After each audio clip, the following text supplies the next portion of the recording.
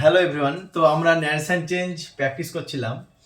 তো আমরা শিখছিলাম যে ইউনিভার্সাল ট্রুথ, কোনো হ্যাবিট এবং কোনো হিস্ট্রিক্যাল ইভেন্ট এগুলো যদি থাকে রিপোর্টেড স্পিচে, তাহলে কিন্তু টেন্সের কোনো পরিবর্তন করা যাবে না, চলবে না, না তো আমাদের ভুল হয়ে যাবে।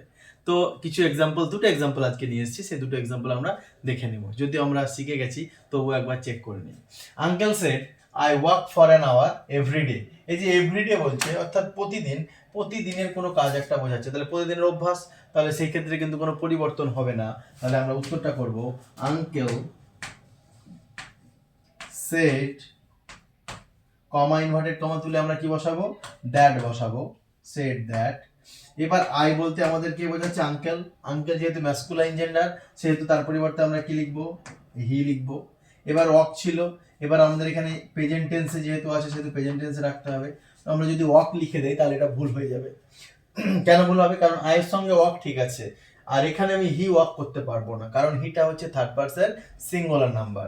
থার্ড পারসন সিঙ্গুলার নাম্বার যদি সাবজেক্ট হয়, প্রেজেন্ট টেন্সের নিয়ম রয়েছে ভার্বের সঙ্গে আমাদের কিন্তু এস না হয় ইএস, যে কোনো একটা মিল অনুযায়ী বসাতে হবে। তাহলে ওয়াকের সঙ্গে আমাদের অক্স বসাতে পারি, অক্স। এবার ফর অ্যান আওয়ার যেটা রয়েছে কোনো পরিবর্তন নেই, for an hour everyday, everyday, এটার কোনো চেঞ্জ হলো না। ওকে, তাহলে এই ছিল অ্যান্সার। পরবর্তী আমরা এক্সাম্পল আরেকটা দেখে নেব।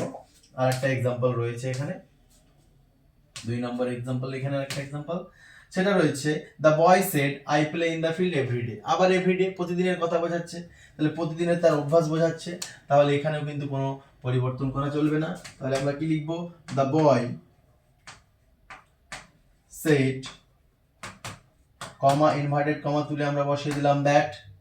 এবার আই বলতে দা বয়, তাহলে ছেলে, তার জন্য আমরা কি বসাবো, হি বসাবো, হি লিখবো।